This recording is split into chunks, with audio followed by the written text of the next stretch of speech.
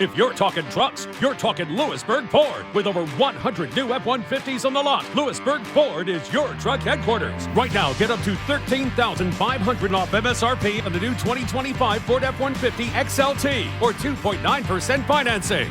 Lewisburg Ford has been awarded the 2025 Ford President's Award. They are the #1 F-150 dealer in KC 9 years running, so you know they'll treat you right. Lewisburg Ford and LewisburgFord.com. We're back on Between Two Fountains. Mick Shaffer and Greg Gurley here for your listening pleasure, your viewing pleasure, or displeasure, whatever you want.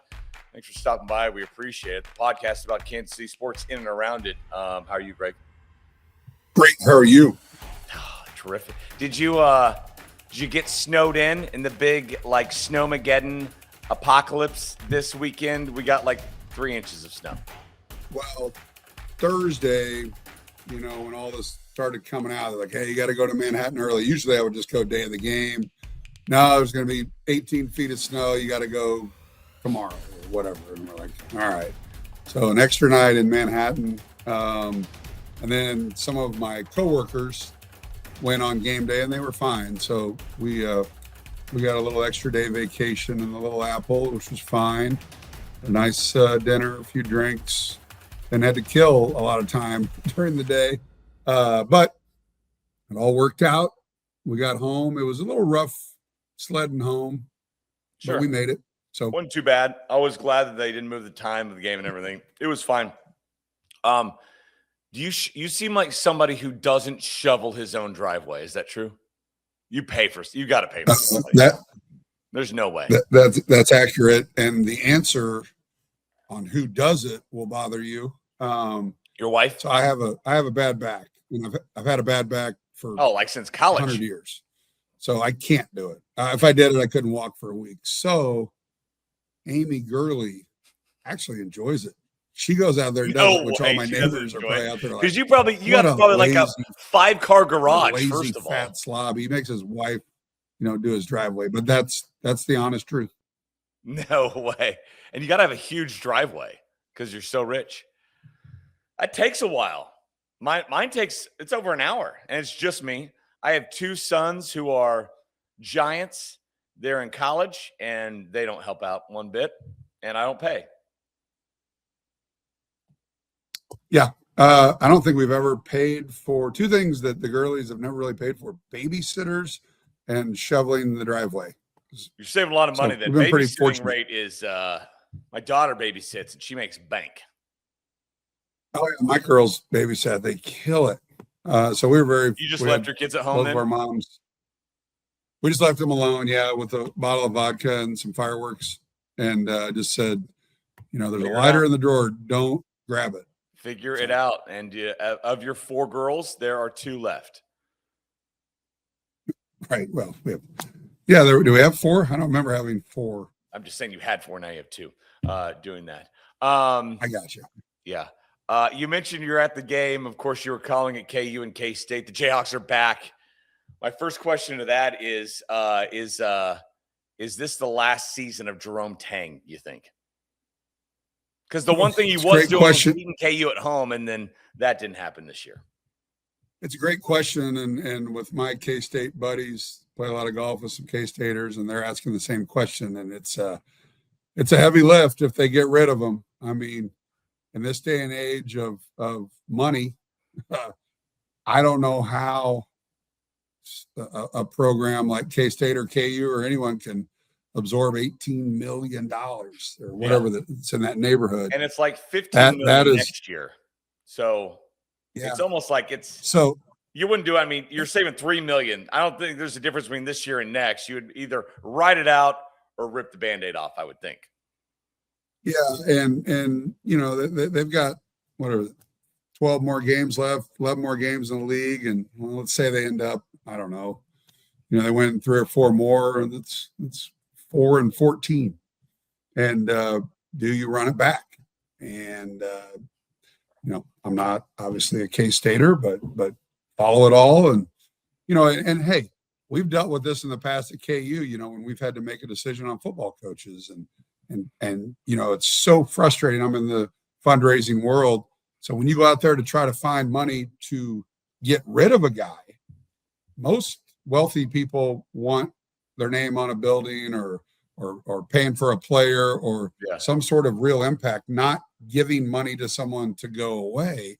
And that's a tough sell, especially at that number. So I don't envy my K-State fellow fundraisers right now. So they've got a tough one. And again, I've been in that position. It's not easy. And I feel bad for them. I mean, I really do. No one will believe that, but it puts you in a really big mess. Yeah. Well, it's hard in college basketball, as you know, these days, especially for a program like K-State.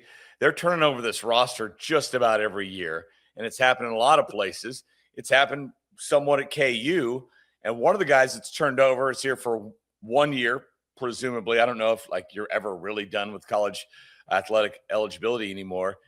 Is Melvin Council, who had another great game against K-State on Saturday, and is a dog, right? They're barking at him in the stands when they're playing at Allen Fieldhouse, and he is loving it. It seems like he's really embraced the KU culture. It feels like he's been one of those guys who's been there for 4 years and not 4 months.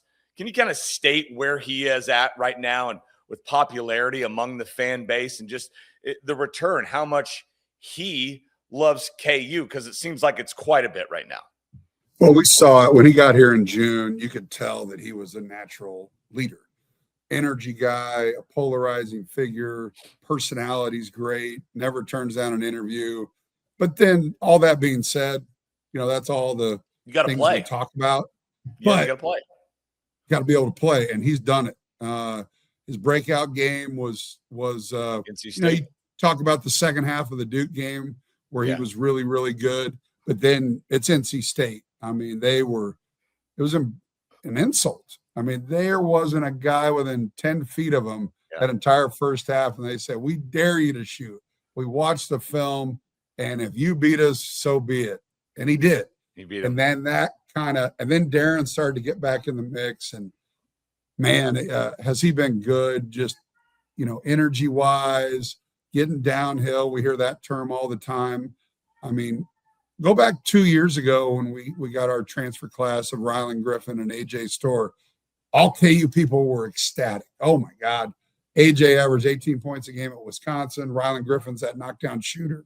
And they were good, but they didn't really – I don't know if Kansas fans believe that they were the answer. So Bill Self and his staff go out, and they don't get the names. They don't get AJ and Rylan. They get a St. Bonaventure transfer who had been at multiple schools. And then another guy, let's not forget Trey White, has been really good for us and wasn't, we got him okay, fourth school in 4 years. Watch him play. He's smart. Watch him work out. He's like the first one out there 2 hours before the game, working on his game, doing post moves, work on shooting, everything. It's funny. He doesn't feel like one of those guys that bounces around from program to program, which he has for 4 years. He's another guy that feels like he's invested. 100%. Loves it. Great camaraderie on this team. And the last 2 years we've seen Kansas teams be great in November and December and then struggle in the Big 12 and obviously the NCAA tournament. This year, you lose some games early, partly because you don't have DP, but also it was a really, really tough schedule, and you weren't winning the games. It was kind of like the Chiefs. You weren't winning the games that you won the year before, but now we're getting better in January and leading into February at the right time. Bryson Tiller had a great game. Marco Jackson was probably the player of the game outside of Melvin. I mean, it was a balanced effort. And again, I keep saying it, that's without Darren Peterson, you beat your rival by 24. So it's pointing up right now. Bryson I even Tiller, ranked him this week. It's crazy. I ranked KU this week in the top 25. Dipshit. Mix a dipshit. Isn't that what it was? I can't wait for this. It's a dipshit's another level, okay? Dumbass is like more. I guess. And then after you said what you said last week about Miami of Ohio, I, of course, haven't followed them one bit, but there was a highlight like the next day, and I watched them. They came back and beat somebody. Yeah, they score 100 points every game and give up about 98. And it was fair to rank them, and I apologize to anyone at Miami of Well, Ohio. they were ranked. It wasn't just me. They ended up being ranked last week. I'm sure there was a lot of people from whatever city that's in. Is it Oxford or? I think it is Oxford. Ohio. Good call, because a lot of people think it's the town is Miami. I would have as well, but it's actually Oxford, Ohio. It's funny. It's kind of weird that it's. So you can, of the 60 some AP voters, they of course put everything out there about you, your poll, your email address, all that stuff. Appreciate that. Twitter. Hopefully not everything about you. Social security number, I'm worried about waist size, all that. So they put it out there, and then you can go and vote and put comments under each person's poll. So inevitably every week you can do a positive vote or a negative. I'm usually in the negatives, like 3 or 4. Last year when I did it, I would be negative 20 every week. I'm like, what the heck is going on? My poll's very similar to the main poll. What is going on? And then I found out my son, who was a senior in high school at the time, and his buddies, they knew I was doing it, and they would get on there and they would ding me every single time. And so appreciate that. I get love from everybody. I think the most surprising thing out of all of that is that you're one of 60, which just baffles me. Like, of all the people in the country, I'm one of 60. I'm not all of them. There's a lot of Mick Shaffers out there in the poll. It's not like it's not all Dick Vitale's and Seth Davis's. Yeah, so we're like in that world. Where are you? Like, who would be? Oh, I guarantee I'm upper half. Absolutely, it's a bunch of 28-year-olds that they don't know ball. Greg, they don't like me. Okay, not like you, buddy. Not like me. Although they did probably rank KU last week. But anyway, this past week I had like plus 12, and I'm guessing it was maybe from the Miami fans who are very very happy that they got. But I mean, look, if you're in Division I basketball, I don't care if you're playing the MAC, and you get to 20-0, I'm fine with you. Throw them. I don't care if they haven't played, a tough schedule. You got to 20-0. That's saying something. Here's the phone. You're 25 in my poll. Yeah, in the Power Four conferences, as the league season started, there's a lot of teams that are, 14-3, or I've only had 2 or 3 losses, and it just, you're like, all right, we'll see what happens. And we've seen some of those teams come back to the pack, but 20-0 is 20-0, so pretty good. I agree with you. So I got them in and all that, and it happened. All right, let's shift gears here to Missouri. Have you ever seen two? And listen. If you don't know, we'll get to it here. I'm talking to the king of buzzer beaters here. But, Greg, have you ever seen 2 buzzer beaters in the same game to that magnitude? One to send it to overtime, one to win it by 1 in overtime. Yeah, I haven't. You're right. I mean, that was crazy. We were in Manhattan just kind of flipping channels, and I watched it, and I was like, man, that 2 in 1 game and the way they did it, it goes – and you think about if you're Oklahoma and Porter Moser, what was the conversation in the timeout? There's 2 schools of thought. Do you foul? And the worst that could happen is you go to overtime, and then they do it again. And so, I mean, the numbers are staggering to make 2 shots like that. I don't even know if you could, put a number on it. So, yes, never seen it. Can't say that I'm happy for him because I'm not, but it was a. You see my background here. Good game. Always good when the Sooners go down in any sport whatsoever. And both the shots were roughly from about the same spot. All right, so when I was watching Mark Mitchell hit that shot, I was thinking, of course, of Greg Gurley, because back in like 1990-something, whatever, you hit a state championship game winning shot in Emporia, I believe, right, for Shawnee Mission South to beat Wichita South. And the story's like a big fish story at this point.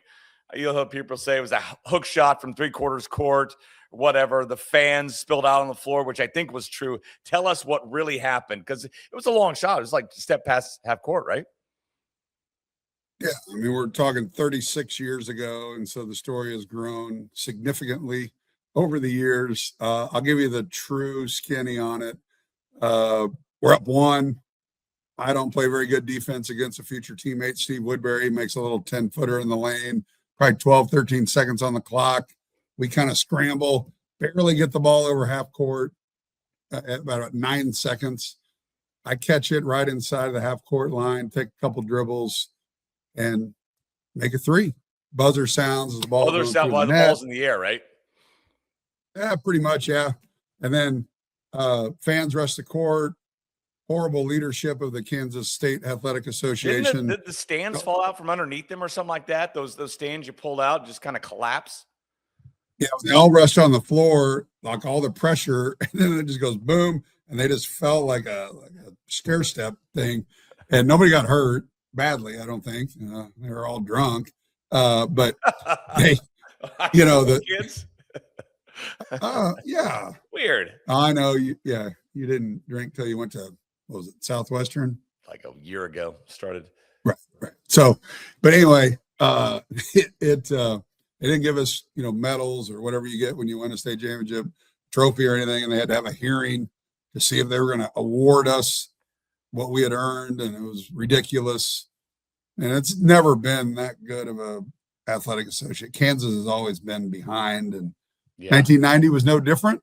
So obviously I'm not a big fan of that organization, but is what it is. How long did it take to get your trophy? It was several weeks. I don't know, maybe a week, maybe, I don't know. It was like a big news story. The Mick Shaffer of the time was, breaking news. Yeah. It's probably Frank Bowl, a few others, Karen Kornacki. Yeah. You did give us the skinny on that. And speaking of that, here's the Greg Gurley skinny. I was at Shinery South the other day doing a story on their team this year's really good. They could have another Greg Gurley type season. And I took a picture of that. Hall of Fame class of 2013. Some of it looks a lot like you. You want to know something funny in that whatever paragraph they're talking about me on the one that they gave me? It said the whole thing, and then it said, "We're pleased" or whatever to indict Greg Gurley into the Shinery South Hall of Fame.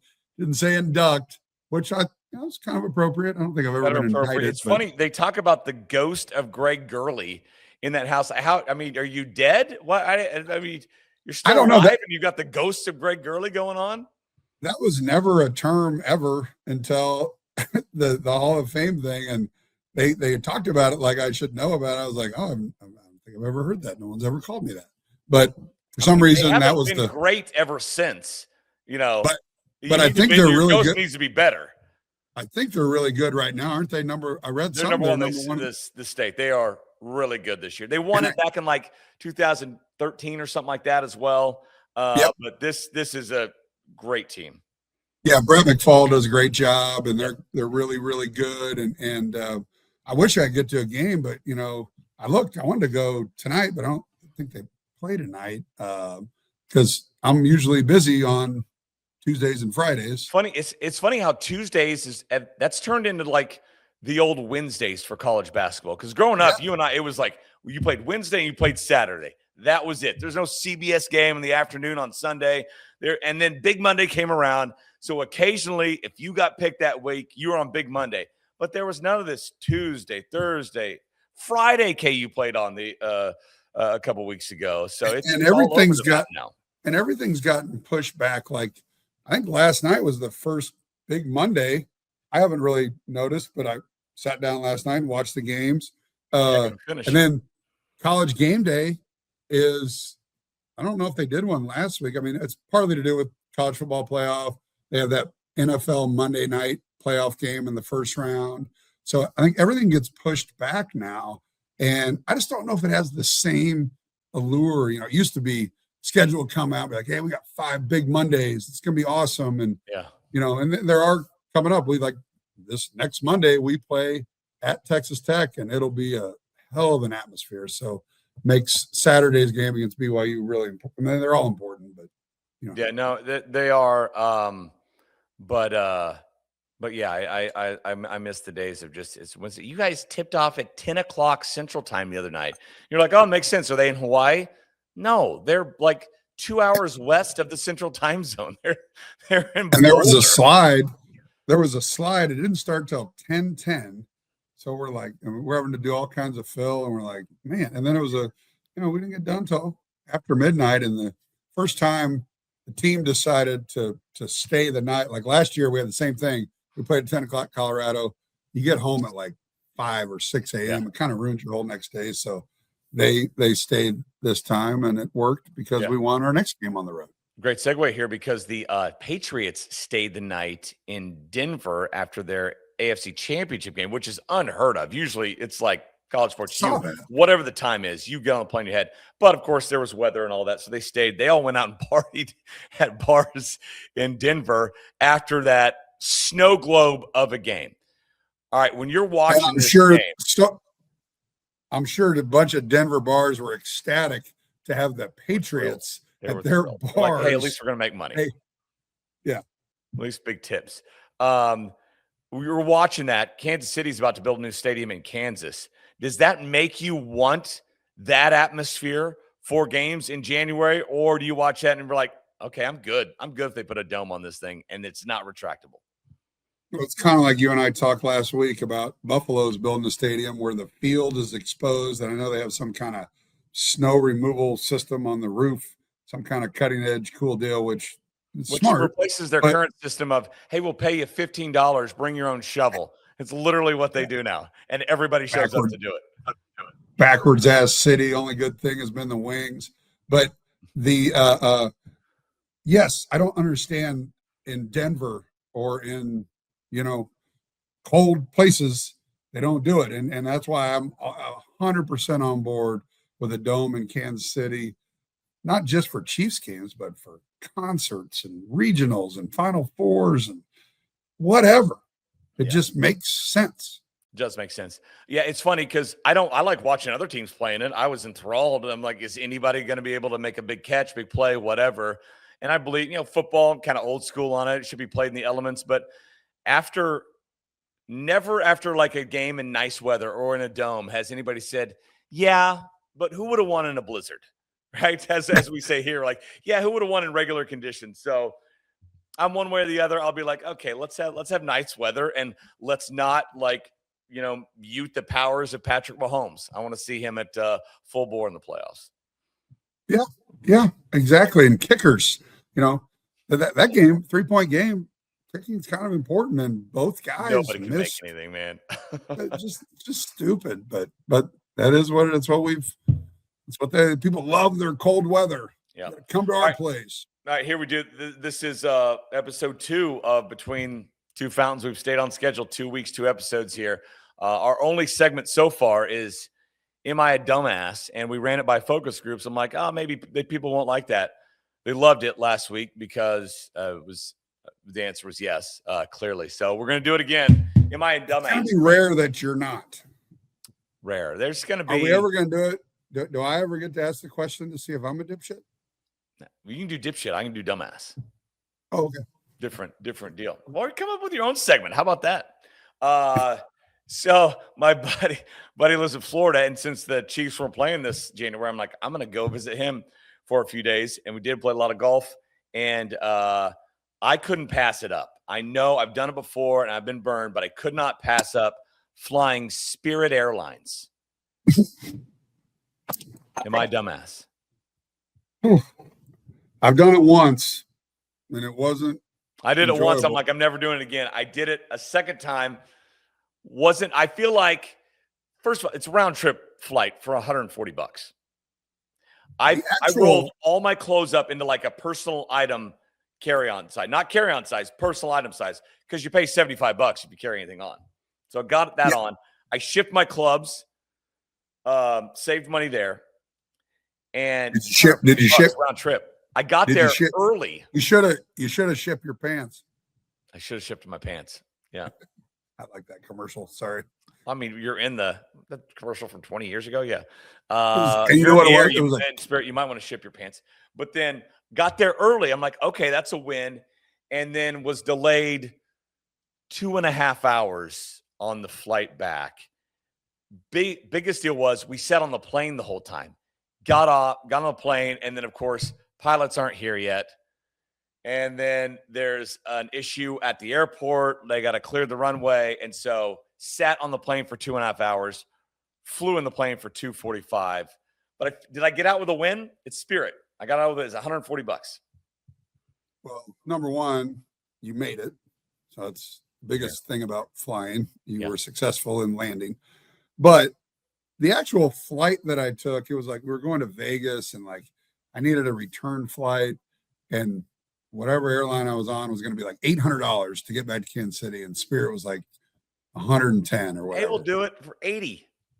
And so, but the worst part of it is the ordering of the ticket online. You're like, it's like when you get scammed or something and windows keep popping up and you're like, how many ice cubes do you want? It's 25 cents per ice cube. It's freaking like everything is charged. You want it's $10 if you want like peanuts and like a drink that everybody else gives you for free. It is $10. It's crazy. And I got so annoyed with the ordering process that I would never do it again. Yeah. Ever. It was just me. So that's part of it. I'd never take like family where I've got to deal with all of their issues as well.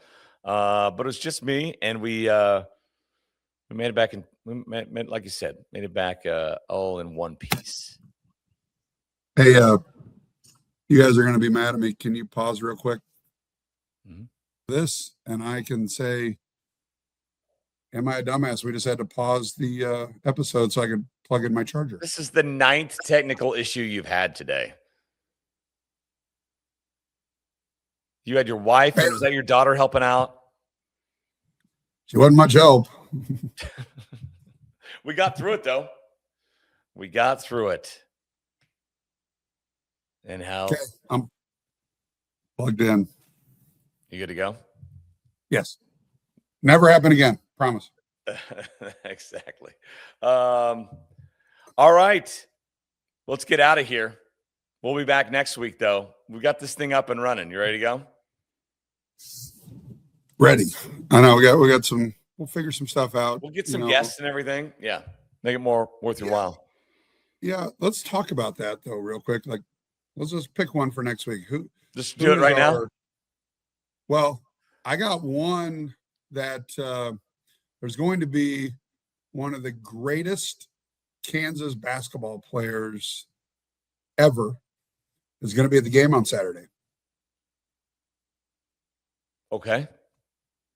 That doesn't really narrow it down. There's been just obviously lots of great ones. I mean, is it Brett Ballard? That's my question. No, he's probably got his own game to coach. Right. This is a top 5 for sure, maybe top 3. What decade he playing? 90s. I was gonna give it away. I mean, Paul Pierce. Oh, you're not revealing who it is? Oh, God, you're great. You're great on podcasts, Greg. It's exactly what I want. I wasn't ever gonna say the name. I was gonna get the build up, and people are gonna be excited. But what I'll do is try and maybe this individual will be our first guest. Okay, I like it. Let's go. I like it. Whoever it is, we're teasing, not telling. Yeah, that's how this game works. I don't know what you know about like media and how things work, but it's called a tease. So yeah, I don't know. I feel like at this point in this podcast's career existence, we probably need to tell people, "Yay, we're getting this guy. We're getting Paul Pierce." So I'll say we're getting Paul Pierce next week, whether it happens or not. Yeah, if it doesn't happen, we'll get Frank Bowl. Talk about 1990 state championship again. Talk about 1890 state championships. All right, Greg. Thanks for reliving your past and your great story and all that stuff.